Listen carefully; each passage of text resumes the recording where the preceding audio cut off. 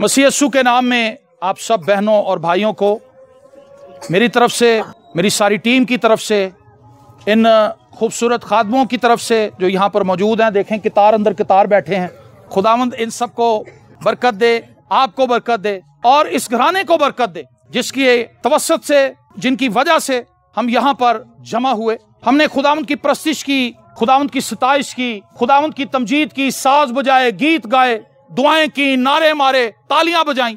खुदावंद से दरखास्त की कि खुदावंद अपनी बरकत को यहाँ पर जाहिर करना। खुदावंद ने अपनी बरकत को जाहिर किया, लेकिन अभी बरकत का एक बड़ा हिस्सा बाकी है और वो खुदा का कलाम है। हालेलुया। सो मेरे साथ निकालिए मरकज की मार्फत अंजीली बयान, उसका 10वां बाब और उसकी 46वीं आयत से हम तिलावत करेंगे। मैंने आपको बताया ये एक बहुत ही मशहूर पैसेज है और इस पर बारहा आपने कलाम सुना होगा, बारहा आपने इसको पढ़ा भी होगा और आपने इस पर गौर भी किया होगा, लेकिन खुदा का पाक रूह चाहता है कि आज एक मर्तबा फिर हम इस पैसेज के ऊपर गौर करें और सीखें कि खुदा हमसे क्या कहना चाहता है। और खुदावंद के जिंदा पाक कलाम में यूं मरकूम है, और वो यरीहो में आए, और जब वो और उसके शागिर्द और एक बड़ी भीड़ यरीहो से निकलती थी तो तमाई का बेटा बरतमाई अंधा फकीर राह के किनारे बैठा हुआ था, और ये सुन करके यीशु नासरी है चिल्ला चिल्ला कर कहने लगा, ए इब्ने दाऊद, ए यीशु मुझ पर रहम कर। और बहुतों ने उससे डांटा कि चुप रहे, मगर वो और भी ज्यादा चिल्लाया कि ए इब्ने दाऊद मुझ पर रहम कर। यीशु ने खड़े होकर कहा, उसे बुलाओ। बस उन्होंने उस अंधे को यह कहकर बुलाया कि खातिर जमा रख, उठ, वो तुझे बुलाता है। वो अपना कपड़ा फेंक कर उछल पड़ा और यीशु के पास आया। यीशु ने उससे कहा, तू क्या चाहता है कि मैं तेरे लिए करूं? अंधे ने उससे कहा, ए रबूनी, ये कि मैं बीना हो जाऊं। यीशु ने उससे कहा, जा, तेरे ईमान ने तुझे अच्छा कर दिया। वो फील फोर बीना हो गया और राह में उसके पीछे हो लिया। मैं जिस मौजू पर आपसे बात करना चाहता हूं वो है जी रद्दे अमल, रिएक्शन, एक्शन के अगेंस्ट रिएक्शन। एक रिएक्शन इस शख्स ने किया, क्राइस्ट ने उसके अगेंस्ट रिएक्शन किया। उसने मदद मांगी खुदावंद से, खुदावंद ने उसको मदद दी। उसको शिफा चाहिए थी, उसको मौजज़ा चाहिए था, और ये शख्स वो शख्स है जिसकी मदद कोई इंसान नहीं कर सकता। कोई कर सकता था इसकी मदद? ये तो अंधा था, ब्लाइंड था, और इसने शायद कभी अपनी जिंदगी में रंग ना देखे हों, इंसान ना देखे हों, उनकी आवाजें सुनी थी, लेकिन इसने कभी देखा कुछ नहीं था। इसके दिल में यह ख्वाहिश थी कि मैं शिफा पाऊं, मैं आंखें पाऊं और मैं एक ऐसे शख्स की तरह जिंदगी गुजारूं जो देख सकता है। और उसने खुदावंद से दरखास्त, क्या उसने ऐसे ही दरखास्त कर दी? ऐसे तो नहीं कोई किसी से दरखास्त करता। कोई किसी को जानता है, कोई किसी को समझता है, कोई किसी को मानता है, कोई इस बात को जान लेता है कि ये शख्स मेरी मदद कर सकता है, उसी से तो मदद मांगी जाती है। और इसने यीशु से मदद मांगी जो इसकी आंखों को ठीक कर सकता था। और लिखा है खुदावंद रुक गए। खुदावंद ने कहा, इसको मेरे पास लेकर आओ। उसको जब खुदावंद के पास लाया गया, खुदावंद ने उससे पूछा, मैं तेरे लिए क्या कर सकता हूं, मैं तेरे लिए क्या करूं? उसने कहा, यह कि मैं बिना हो जाऊं। उसने खुदावंद से बात की, उसने खुदावंद से दरखास्त की कि मेरी आंखें खुल जाएं, और खुदावंद ने एक जलाली काम किया। यीशु ने उससे कहा, जा, तेरे ईमान ने तुझे क्या कर दिया? अच्छा कर। ये शख्स ठीक हो गया। ये ठीक होने के बाद जो आखिरी हिस्सा है लिखा है, वो फील फोर बीना हो गया उसी वक्त, और राह में उसके पीछे हो लिया। इस रिएक्शन पे मैं बात करना चाहता हूं सर। आमीन। ये शिफा पा गया, ये ठीक हो गया, और इसने ये फैसला किया कि अब मैं यीशु के अलावा किसी और के पीछे नहीं चलूं। मेरे अजीजों, ये मौजज़ा जो राफे की जिंदगी में हुआ है, ये कोई आम चीज नहीं, ये कोई आम चीज नहीं। खुदा ने इसलिए ये मौजज़ा नहीं किया कि 100-150 लोगों को इकट्ठा करो, देगा पकाओ और शुक्रगुजारी करो और दैट्स इट। ना ना ना, ये बात नहीं है। ये शुक्रगुजारी हो रही है यहाँ पे, लेकिन ये शुक्रगुजारी काफी नहीं है। ये शुक्रगुजारी काफी नहीं है। ये सारी उम्र खुदावंद के साथ चलने का, अहद करने का एक मौका इस बच्चे को खुदा ने दिया। ये मर भी सकता था। बहुत से ऐसे लोग, बहुत से ऐसे बच्चे अपनी जानों से हाथ धो बैठते। ये कोई ऐसी चीज नहीं थी कि इसका कोई हादसा हुआ है, ये गलत काम कर रहा था। बताना मैं ये चाहता हूं कि खुदा हमारी गलतियों को छुपा लेता है, खुदा हमारी गलतियों पर पर्दा डाल देता है, खुदा हमें एक नया आगाज करने का मौका देता है। खुदा हमारी गलती पर हमें मार नहीं देता, बल्कि वो हमें एक मौका देकर ये बताता है कि मैं मेहरबान हूं, मैं मोहब्बत करने वाला हूं, मैं तुमसे प्यार करता हूं, मैं तुम्हारी फिक्र करता हूं, मैं तुम्हें छुड़ाना चाहता हूं, मैं तुम्हारे साथ रहना चाहता हूं। लिखा है खुदा मिस्र में से बनी इसराइल को इसलिए निकाल कर लाया, खुदा ने कहा ताकि मेरा खैमा इनके दरमियान हो। ये खुदा की मोहब्बत। खुदा ऐसे बड़े बड़े मौजे मिस्र के अंदर इसराइलियों के दरमियान इसलिए नहीं कर रहा था कि खुदा सिर्फ मिस्रियों को सजा देना चाहता था और ये बताना चाहता था कि देखो मैं कितना बड़ा खुदा हूं। नहीं, नेवर। खुदा ये चाहता था कि बनी इसराइल ये जान लें कि मैं उनका खुदा हूं, मैं उनसे मोहब्बत करता हूं और मैं इनके साथ चलता हूं, और अगर मैं इनके साथ हूं तो कोई इनको छू नहीं सकता। जब जब बनी इसराइल कौम खुदा के साथ चले, जब उन्होंने खुदा के साथ वफादारी की, आप तारीख उठा के देखें, पुराने अहदनामे को पढ़ें, आपको बनी इसराइल कौम हेड नजर आएंगे, पावर के अंदर नजर आएंगे, इख्तियार के अंदर नजर आएंगे, जोर के अंदर नजर आएंगे, तसल्लुत पाते हुए नजर आएंगे। लेकिन जहां उन्होंने बेवफाई की, खुदा का हाथ उनसे हट गया और फिर छोटी छोटी कौमों ने आकर उनको तह तहक कर दिया, तबाह बर्बाद कर दिया, ताराज करके रख दिया। लेकिन मेरे अजीजों, खुदा ये चाहता है कि हम इस भेद को जान लें कि खुदा हमसे मोहब्बत करता है। इस अंधे शख्स की तरह मौजज़ा पाने के बाद शुक्रगुजारी करके आजाद ना हो जाएं। यह एक बड़ा घाटे का सौदा है। मैं खाना खा के चला जाऊंगा, आप सब खाना खा के चले जाएंगे, जिन्होंने इबादत कराई है ये भी चले जाएंगे। लेकिन मामला तो यह है, क्या ये चीज याद भी रहेगी? क्या ये चीज याद भी रहेगी? कोई छोटा एहसान तो नहीं कि जिंदगी बच जाए। मैंने तो इसको अगले दिन देखा था, मैं अगले दिन हॉस्पिटल पहुंचा था, पादिशाह साहब वहां पर थे, बहन फौजिया वहां पर थी और ये सारे अजीज वहां पर हॉस्पिटल में थे। और जब मुझे भाई वसीम ने कॉल की थी, इससे बात नहीं हो पा रही, इतना परेशान था, इसकी आंखों से आंसू निकल रहे थे और उसकी आवाज भरा गई, मुझसे बात ना कर सका। इसने कहा कि सर जी तुसी दुआ करो, राफू नूं बहुत सट लग गई। परेशानी थी और टोटली तौर पर इसकी बॉडी डैमेज हो चुकी थी, और जिस तरह से इसका एक्सीडेंट हुआ है, इसके बचने के चांसेस नहीं थे। क्या आप ये समझते हैं कि एक आम सी बात है? नहीं नहीं नहीं, खुदा ने इसको इसलिए बचाया ताकि ये मसीह का गवाह बन के जिंदा रहे। इसके पास ये अपॉर्चुनिटी है, ये अंजील लेकर निकले, ये गवाही लेकर निकले, ये लोगों को बताए कि मेरा खुदा कैसा बड़ा खुदा है। आमीन। और अगर ये समझ रहा है कि जी मेरे माँ बाप ने मेरे लिए शुक्रगुजारी की इबादत करवा दी है, पादरी साहब ने कलाम सुना देता है, तो मेरे अजीज सारे इकट्ठे हो गए ने, हालेलुया, और मैं बाद में अपने वही काम जारी रखूं, ये गलत होगा, ये गलत है अगर ये ऐसा सोच रहा है।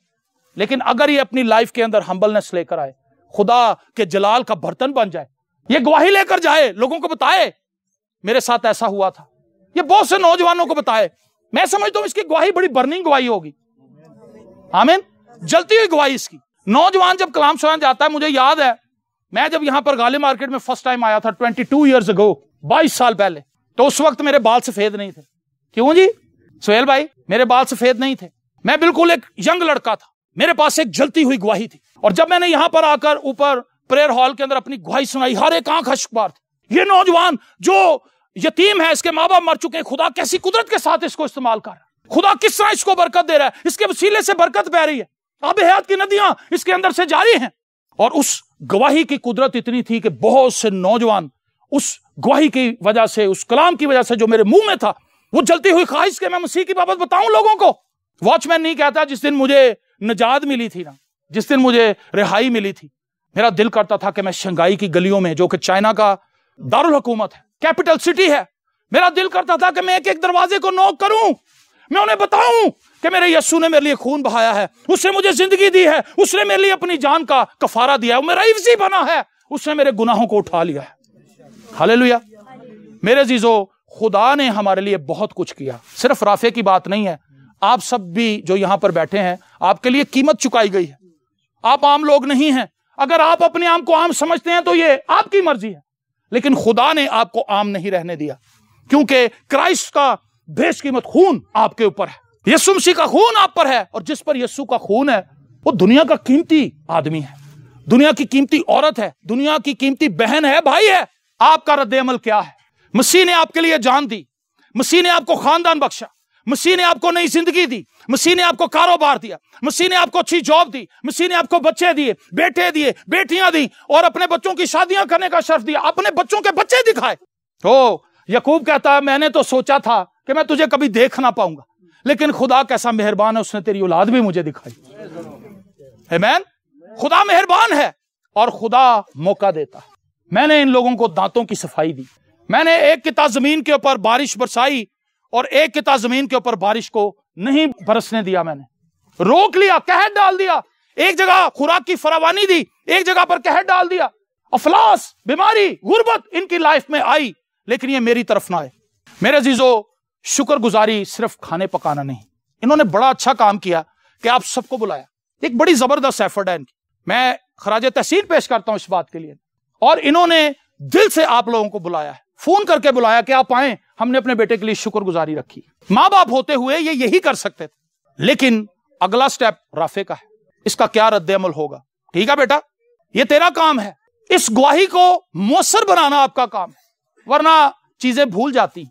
खुदा कहता तुम भूल गए मैं तुम्हें मिस्र से कैसे निकाल के लाया था। बनी इस्राएल कौम भूल गए और बड़ी जल्दी बछड़ा बना लिया उन्होंने, बड़ी जल्दी बछड़ा बना लिया और कहने लगे कि यही वो माबूद है, यही वो आका है, यही वो देवता है जो हमें मिस्र से निकाल के लाया।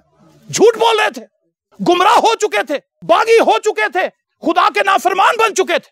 उन्होंने कहा ये वो देवता है जो हमें निकाल कर लाया। ओ खुदा के बंदो, तुमने खुद इसे बनाया है, इसने तुम्हें कहां से निकालना था, तुमने तो खुद सोना जमा करके इकट्ठा करके उसको ढाला है। कई बार हम भूल जाते हैं, कई बार हम भूल जाते हैं, हम कहते हैं कि ठीक है खुदा ने मेरी जिंदगी में बड़ा काम किया, मैंने भी तो शुक्रगुजारी करवा दी थी। खुदा आपसे फकत ये नहीं चाहता, खुदा आपके इस काम से खुश है, लेकिन अगर इससे आगे कुछ ना हुआ तो ये माजी का हिस्सा बन जाएगी। वो गलतियां जो हम कर चुकते हैं, हमसे हो जाती हैं, उन गलतियों को अगर हम तर्क नहीं करते तो फिर हमारी लाइफ वापस उसी जगह पर आ जाती, बल्कि पहले से ज्यादा बदतर हो जाती।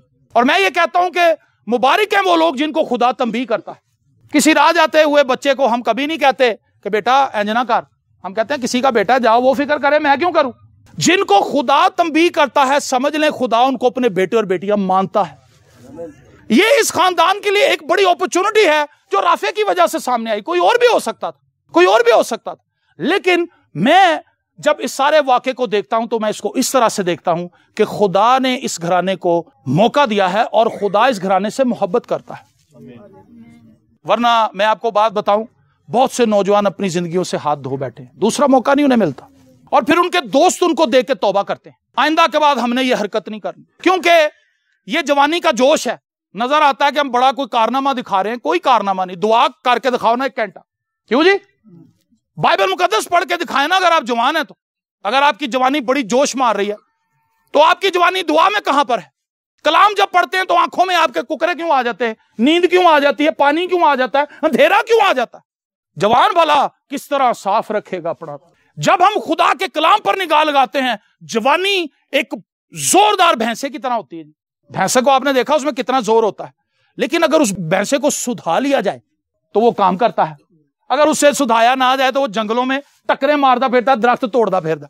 एक नौजवान जिसके हाथ में खुदा का कलाम है वो खुदा का हथियार है, और एक नौजवान जरा विलियां कर रहा है, पहिया चौक रहा है, वो किसके हाथ में है? वो शैतान के हाथ में।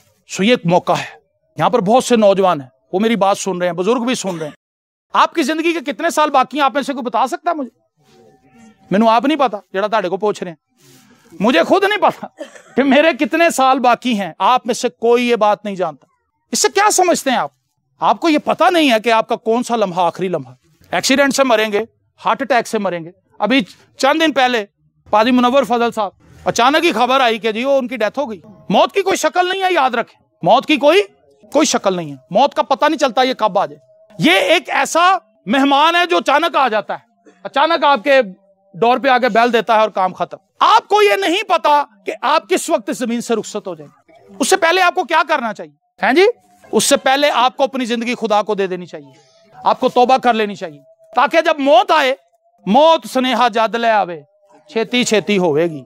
फिर वो बंदा नहीं रहता, डेड बॉडी बन जाता, जनाजा बन जाता है। डेड बॉडी नहीं आई है जे, जो पहले आ जाते हैं हॉस्पिटल च बंदा मरिया तो घर वाले आ गए, डेड बॉडी नहीं पहुंची, वो कहते शहजाद नहीं आया जे, फिर मेरा नाम किसी ने नहीं लेना, आपका नाम किसी ने नहीं लेना, फिर आप डेड बॉडी होंगे। क्यों जी? फिर तुसी बन जाना डेड बॉडी। लेकिन आसमान पर एक बड़ी खुशी हो रही होगी उस वक्त, जो खुदा परस्त लोग हैं उनके मरने से, क्योंकि फरिश्ते तैयारी कर रहे होंगे कि लो जी यीशु का खून खरीदा आ रहा है। ये वो शख्स है जिसने ईमान की अच्छी कुश्ती लड़ी। कब्रों पर आपने देखा होगा, मैंने ईमान की अच्छी कुश्ती लड़ी, संगे मरमर से कटवा के लिखाया हुआ है, दरख्त लगाए हुए, जंगले लगाए हुए, हंसती हुई तस्वीर उसके ऊपर चिपकाई हुई, और कईयां दी धुप पै पै के बेचारे तस्वीर भी फक हो गई, वो पता ही नहीं चल रहा गया किहदी तस्वीर सी। शुरू में तो फ्रेम लगाते हैं ऊपर शीशे का, तो वो अंदा हंसता हुआ नजर भी आता है, लेकिन जब 6 महीने दी धुप्पां पैंदियां, जून जुलाई दियां, तस्वीर दे रंग उड़ जाते। इसका मतलब है आप कुछ नहीं कर सकते अपने मरने के बाद। आप जो कुछ कर सकते हैं अभी कर सकते हैं, राइट नाउ। आप डिसीजन ले सकते हैं कि खुदावंद आज के बाद मैं तेरे साथ चलूंगा। इस अंधे शख्स की तरह इसकी जिंदगी में मुआवजा हुआ है, एक ही मुआवजा हुआ जी, ज्यादा नहीं होए, इको ही होया सिर्फ, और यसू के पीछे चल पड़ा। साडी जिंदगी च लैना लगियां मौजियां दियां ते यसू पता नहीं किथे वे ते असी किथे। मौजों का अंबार है हमारी जिंदगी के अंदर, लेकिन हम यस्सु के पीछे नहीं चले। कितना अकलमंद आदमी कोई मौजा लेके यस्सु दे मगर टोर पे। यहां हमने पता नहीं क्या कुछ यस्सु से ले लिया, लेकिन हमारी जिंदगी मसीह के लिए नहीं है। मेरे जीजो, क्राइस्ट ने आपकी जिंदगी में काम किया है, यस्सु ने आपके लिए जान दे दी है। आपका रद्द-ए-अमल क्या है? क्या आप हमेशा की मौत में जाना चाहते हैं या हमेशा की जिंदगी को पाना चाहते हैं? और मैं आपको बताना चाहता हूं, अगर आज आप मसीह के साथ जीने का फैसला करते हैं, खुदा आपकी इज्जत बढ़ाएगा, खुदा आपकी इज्जत बढ़ाएगा। ज़बूर 20 में लिखा है, इज्जत तेरी वधावेगा याकूब दा खुदा। वो लोग जो खुदा के साथ चलते हैं, खुदा उनको सरफराज करता है, खुदा उनको एग्जॉल्ट करता है, खुदा उनको बढ़ाता है, खुदा उनकी जरूरतों को पूरा करता है। और याद रखें, इस जमीन पर आप कितने भी दौलतमंद बन जाएं, कितने भी मालदार बन जाएं, कितने भी इज्जतदार बन जाएं, कितने बड़े बिजनेसमैन आप हों, आप कुछ भी करते हो, आपका बड़ा मर्तबा हो, लोग आपको देख कर डर जाते हो, आप बदमाश हैं, आपके पास औजार बड़े हैं, हथियार बड़े हैं, आप लैंड क्रूजर में आते हैं, आप बाजारों में आते हैं, आपके पीछे आगे पीछे गार्ड हैं। ये कहानी सिर्फ यहीं तक की, आगे क्या है? वहां तो कोई सिफारिश नहीं, यहां तो सिफारिश चल जाती है, यहां रुके भी चल जाते हैं जी, इतने फोन कॉल भी चल जाती हैं, यहां सब कुछ चल जाता है, लेकिन ऊपर कुछ नहीं चलना। ऊपर जब मैंने जाना है, ऐसे खड़े होना है, रिश्तेदार देखना है, यस्सु दा खून लगा है, चल मेरा पुत्र अगे। और अगर क्राइस्ट का ब्लड ना हुआ तो मेरी पजारों ने तो मेरे ना जाना कोई नहीं, मेरी लैंड क्रूजर ने, मेरे बिजनेस ने, मेरे स्टेटस ने, मेरी तालीम ने, मेरे मर्तबे ने, मेरे दबदबे ने, मेरे रोब ने, कुछ भी मेरे साथ नहीं जाने वाला। अभी इतवार को हम जिक्र करे थे सिकंदर आजम का। सिकंदर आजम ने दुनिया को फतह किया, लेकिन जब वो मरा तो खाली हाथ। लेकिन जब एक ईमानदार मरता है, हालेलुया, जब एक ईमानदार मरता है तो खुदा के हुजूर खुशी मनाई जाती है। एक ईमानदार का बड़ा मर्तबा है, एक ईमानदाराना जिंदगी गुजारने का फैसला कीजिए। मेरे जीजो, बहुत कम लोगों को मैंने देखा मौका मिलता है, और मैंने ये भी देखा बहुत कम लोग मौके से फायदा भी उठाते हैं। दुनियावी मौके हम बड़े उनसे फायदा उठाने में माहिर हैं। फलानी जगह तो सौदा मिल रही, राशन देन डे नहीं, पुराने कपड़े फटे पुराने पहन के पहुंच जाते, लेना जो लग जाते हैं। ऐसी भी गरीब हैं। दुनियावी कोई मौका हम छोड़ने के लिए तैयार ही नहीं, लेकिन रूहानी कोई मौका शायद ही हम अवेल करें, वो नहीं हम अवेल करते, क्योंकि हमें लगता है कि ये क्या है। लेकिन मेरे जीजो, इस शख्स ने यस्सु के पीछे चलने का फैसला किया। क्यों? क्योंकि ये जान गया था कि फकत यही वो हस्ती है जिसके पीछे चलना चाहिए। ये जान गया था कि यस्सु कौन है।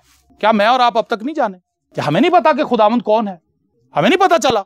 अगर हमें पता लगे, तू जान लवे पंगड़े पावे, जो जान लेता पंगड़े तो वही डालता है, वही यस्सु के पीछे चलता है, वही दुख सहता है, वही कहता मुझे जो मर्जी कह लो, कोई बात नहीं, आप मुझे गालियां निकाल रहे, खुदा आपको बरकत दे। क्योंकि वो जानता है कि मैं कौन हूं। जो यस्सु को जानता है वो अपने आप को भी जानता है, और जो यस्सु को नहीं जानता उन्हें अपना भी कोई पता नहीं है कि मैं कौन हूं। आप अपने बड़े बड़े लकब लगा लें अपने साथ, कोई बात नहीं, लेकिन अगर यस्सु आपके साथ नहीं, यस्सु का नाम नहीं जुड़ा, यस्सु का ब्लड आपके साथ नहीं है, तो आपके नाम इधर ही रह जाने। मेरे जीजो, शुक्रगुजारी का ये मौका मैं समझता हूं मेरे लिए भी। मैं उन तमाम चीजों को याद कर रहा था जहां जहां से खुदा मुझे निकाल के लाया। मेरी जिंदगी में दुखों की बड़ी खखेड़ है, बड़ी लंबी कहानी है, बड़े मद्दोजर हैं, लेकिन खुश मैं इस बात से हो रहा था जब गीत गा रहा था कि खुदावंद इन तमाम दुखों में तू मेरे साथ रहा, इन तमाम दुखों में तूने मुझे संभाले रखा, तूने एक जगह पर भी मेरा बाजू नहीं छोड़ा, तूने एक जगह पर भी मेरा हाथ नहीं छोड़ा, तू एक जगह पर भी गैर वफादार ना हुआ, तू वफादार रहा। कैसा मोहब्बत करने वाला खुदा है। उसके साथ चल के देखें, आपको मजा आ जाएगा। उसके साथ चल के देखें, उसका हाथ थाम के देखें, उसकी शफकत को टेस्ट करके देखें, उसकी मोहब्बत को टेस्ट करके देखें, उसके हुजूर झुक के देखें, उसके कलाम को पढ़ के देखें, उसके कलाम में गौताजन होकर देखें, उसकी हजूरी में झुक कर देखें, उससे मांग कर देखें, उसके हुजूर अपने हाथ उठा कर देखें, उसकी तमजीद और उसकी सताइश के लिए अपनी जुबान को वफ करके देखें। आप ब्लेसिंग से भर जाएंगे, आप बरकत से भर जाएंगे, हालेलुया, आप जिंदगी से भर जाएंगे। और मैं आखिरी एक बात करूंगा, रेनहार्ड बॉन्की का तस्करा मैं यहां पर करना चाहता हूं, एक नौजवान का जो कि 80 साल की उम्र पाकर इस जमीन से रुखसत हुआ। उसके बाप की एक कलीसिया थी छोटी सी 50 लोगों की, और वो समझता था कि मेरा ये बेटा किसी काम का नहीं, मेरा ये बेटा कुछ करने के काबिल नहीं, और वो अपने बड़े बेटे को खादिम बनाना चाहता था, और वो चाहता था कि मेरी जगह पर मेरा बड़ा बेटा आए और वो खिदमत के काम को संभाले। और रेनहार्ड बॉन्की कहता है कि मेरे बाप की कलीसिया कभी 50 से ज्यादा नहीं हुई, 49, 48, 47, फिर 50, इस तरह लोग नीचे होते थे, ऊपर नहीं जाते थे, 50 ही रही, 50 से बड़ी नहीं उसके बाप की कलीसिया। लेकिन उस बच्चे के साथ खुदा का हाथ था, खुदा उस बच्चे से कलाम करता था कि मैं तुझे अफ्रीका लेकर जाऊंगा और मैं तुझे बड़े पैमाने पर इस्तेमाल करूंगा। और वो अफ्रीका के नक्शे को देखता था कि उस पर खून चल रहा है और यीशु मसीह के खून के अंदर पूरा नक्शा डूब गया है और उसका रंग सुर्ख हो गया है। वो पूरे अफ्रीका को यीशु मसीह के खून से धुला हुआ देखता था। 11 साल की उम्र से उसको ये रोयाएं मिलनी शुरू हुई। वो एक आम आदमी था, लेकिन उसने उस अपॉर्चुनिटी को अवेल किया। वो उस अपॉर्चुनिटी के साथ, उस ख्वाब के साथ जीता रहा। जैसे यूसुफ, खुदा ने उससे कलाम किया था, वो उस कलाम से हटा नहीं। उसने उस कलाम को पकड़ लिया, चिपटा रहा, उसको कैद के अंदर डाल दिया गया, बेच दिया गया, मारे पड़ी, उसको इल्जाम लगे, लेकिन वो अपने ट्रैक से हटा नहीं, चलता रहा, चलता रहा। वो नौजवान जिसके भाई उससे चिढ़ खाते थे, कहते थे क्या है, उसका बाप भी कहता था पुत्र तू जरा शरारतां घट ही करया कर, ओ यूसुफ तू मेरी गल मन्या कर यार, तू उन्हां दे नाल इन्हां ना सिंह फसाया कर। समझाता होगा कि बेटा वो तुझसे जलते हैं, लेकिन उसको पता था कि ये मेरी सोच नहीं है, ये खुदा का कलाम है। और आप जानते हैं कि यूसुफ को खुदा कहां ले गया। उसने अपॉर्चुनिटी को वेल किया सर। रेनहार्ड बॉन्की खुदावंद के साथ चलता रहा और जब वो जवान हुआ तो खुदा उसकी जिंदगी में ये वक्त लाया कि खुदा उसको अफ्रीका लेकर गया। अफ्रीका आप जानते हैं वहां पर कितने किस्म के बुखार है, मौत है वहां पर। हम जैसे लोग वहां पर चले जाएं तो शायद एक हफ्ता ना निकाल पाए उन जंगलों में, उन सख्त मौसमों के अंदर। लेकिन जिसके साथ खुदा हो, जिसके साथ खुदा हो, उसको कौन रोक सकता है? कौन है जो उसको रोक सकता है? और मैं आपको बताऊं, जिस चीज ने मुझे हैरान किया, वो नौजवान जिसके बाप की कलीसिया 50 से कभी ज्यादा नहीं हुई थी, उसकी एक इबादत के अंदर 40 लाख लोग, कितने लोग जी? 4 million people in single meeting. और जहां तक नजर जाती थी इंसानों के सर ही सर थे। और एक इबादत के अंदर उसने अपने बाप को बुलाया जर्मनी से, उन्होंने कहा अब्बा जी आओ तुसी कलाम सुनो। और जब उसका बाप आया, उसने वो दुनिया देखी, ऑडियंस देखी, उसने अपने हाथ जोड़े, उसने कहा मैं आपको बताना चाहता हूं, मैं अपने बेटे का गुनाहगार हूं क्योंकि मैंने कभी अपने बेटे का यकीन नहीं किया, लेकिन खुदा का शुक्र हो कि मेरे बेटे ने खुदा के कलाम का यकीन किया। और आज इस बड़ी फसल को हम अपनी आंखों के सामने देख रहे हैं। यहां पर आप बुजुर्ग बैठे हुए हैं, जवान बैठे हुए हैं, बच्चे बैठे हुए हैं। मैं आपको एक बात के लिए चैलेंज करना चाहता हूं, अपने आप को अवेलेबल करें खुदा के लिए।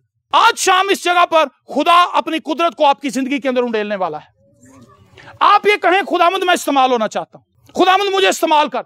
आप लड़की हैं, आप लड़का हैं, आप बुजुर्ग हैं, आप किसी भी कमाज से ताल्लुक रखते हैं, आप किसी भी शोबे से ताल्लुक रखते हैं, आप कुछ भी करते हैं, खुदा को हर टाइप का बंदा चाहिए। और आज खुदा आपको इस चीज के लिए कॉल कर रहा है कि आप अपनी जिंदगी खुदावंद को दे दें, आप अपनी जिंदगी खुदावंद को दे दें। और जब आप अपनी जिंदगी खुदा को देंगे, जब आप खुदा की कुदरत को अपनी जिंदगी में बहने देंगे, तो खुदावंद आपको इस्तेमाल करेगा। आमीन।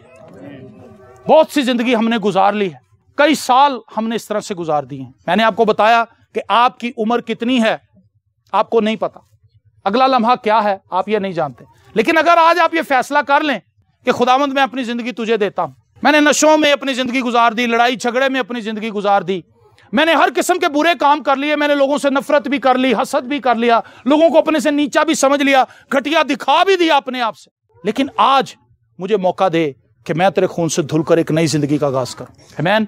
और अगर आप ऐसा करेंगे, आप यकीनन बरकत पाएंगे और आप दूसरे लोगों के लिए भी बरकत का बाइस ठहरेंगे। शुक्रगुजारी की ये इबादत उसी वक्त शुक्रगुजारी है जब यीशु आपके साथ है, वरना नान ते सालन ते है ये हैं जी, पता नहीं नान ते सालन है कि मैनू नहीं पता, लेकिन मैं तो टेवा ही लाया हैं जी। कुछ तो है ना भाई खाने के लिए, तो खाना तो आप खा के चले जाएंगे, लेकिन इस रफाकत को खुदावंद के साथ बना लीजिए आज शाम। हो सकता है आपने इस तरह यीशु को कभी देखा ना हो, आपने कभी इस तरह यीशु को कुदरत के साथ ना देखा हो, यीशु का नाम ही जपा हो बस, यीशु बड़ा अजीम है, यीशु बड़ा शहजादा है यीशु। एक भाई मुझे कहता टुन होया पिया, कहता जी यीशु लाड़ा है, यीशु शहजादा है। तो मैं कहा तू, तेरे कहने से वो शहजादा है? वो तो है, कोई ना भी कहे तो वो है, तू क्या है? अपने गिरेबान में झांक, अपनी जिंदगी पर गौर कर, और अगर तूने अपना अपने बदला, यीशु यीशु जपने से कुछ नहीं होना। ये उम्मत होठों से तो मेरी ताजीम करती है, लेकिन इनके दिल मुझसे, आइए अपनी आंखों को बंद करें। मेरे अजीजों, अपनी जिंदगी खुदावंद के सपोर्ट कीजिए। ये शुक्रगुजारी की इबादत राफे के लिए है, लेकिन इस शुक्रगुजारी में हम सब शरीक हैं। इस शुक्रगुजारी से हम सब फायदा उठा सकते हैं। जब खुदा का जलाल यहां पर है, खुदा की हजूरी यहां पर है, उसका तख्त हमारे दरमियान लगा है, तो फिर हम खाली हाथ क्यों जाएं? हम खुदावंद से कहेंगे खुदावंद अपना पाकरू मुझे दे। दुआ करना शुरू करें। बुलंद आवाज से दुआ करें, अपनी आवाज को बुलंद करें। ऐ खुदावंद मुझे बरकत दे, ऐ खुदावंद मुझे बरकत दे, ऐ खुदावंद अपना आसमान मुझ पर खोल। ओ हालेलुया, यीशु के नाम से खुदावंद तेरी बरकत तेरे लोगों पर आए। मैं अपने तमाम हम खिदमत भाइयों के साथ मिलकर इस तमाम कलीसिया को बरकत देता हूं। यीशु के नाम से हम इन्हें बरकत देते हैं। तमाम खादिम भाई ये कहें कि हम इन्हें बरकत देते हैं। खुदावंद आज शाम बंधन टूट जाए, नशाबाजी की स्पिरिट यीशु के नाम से चली जाए। नशाबाजी हम तुझे डांटते हैं यीशु के नाम से, निकल जा इस जगह से, इन जिंदगियों से निकल जा, इन घरानों से निकल जा। बीमारियां यीशु के नाम से जाती रहे और नौजवान लोग खुदावंद के पास आए। नौजवान लोग आज तौबा करें, अपनी जिंदगी खुदावंद को दें। सोशल मीडिया की भीड़ भाड़ से निकलकर खुदावंद वो तेरे कलाम को पकड़ लें, वो मोबाइल को छोड़कर खुदावंद तेरे कलाम को अपने हाथ में थाम लें। आज शाम हम तुझसे इल्तिजा करते हैं, हम तुझसे मिन्नत करते हैं, खुदावंद अपने आसमान को खोल इस जगह पर और खुदावंद अपनी हुजूरी को, बंधनों को तोड़, गुनाह जिंदगियों से जाएं, गुनाह की कैद से आज लोग छुड़ाए जाएं यीशु के नाम से। खुदावंद आज अपने दिलों में खुदावंद वो तुझे बसा ले, तुझे बसा ले। तारीकी जाती रहे, नूर आए, नूर आए, नूर राज करे आज शाम इस जगह पर, इन जिंदगियों में राज करे नूर। यीशु जो जिंदगियों का बादशाह है, इन जिंदगियों को होल्ड करे। ऐ खुदावंद तू दिलों से कलाम कर, ऐ खुदावंद तू दिलों से हम कलाम हो। होली स्पिरिट हम इन जिंदगियों को तेरे हाथ में देते हैं। होली स्पिरिट इन जिंदगियों को तेरे हाथ में देते हैं। पाक रूह हम इन जिंदगियों को तेरे हाथ में देते हैं और तुझसे दुआ करते हैं कि आज की शाम इन्हें हमेशा याद रहे कि उस जगह पर, उस शुक्रगुजारी की इबादत में, छत पर हमने अपनी जिंदगी खुदा को दी थी। हमने अपने आप को यीशु के खून से धो लिया था, हम नए बन गए थे, हम बदल गए थे, हम तब्दील हो गए थे। हालेलुया, खुदावंद तेरा शुक्र करते हैं, तेरी तारीफ करते हैं यीशु के जिंदा, कादिर, अब्दी और जलाली नाम के वसीले से। आमीन।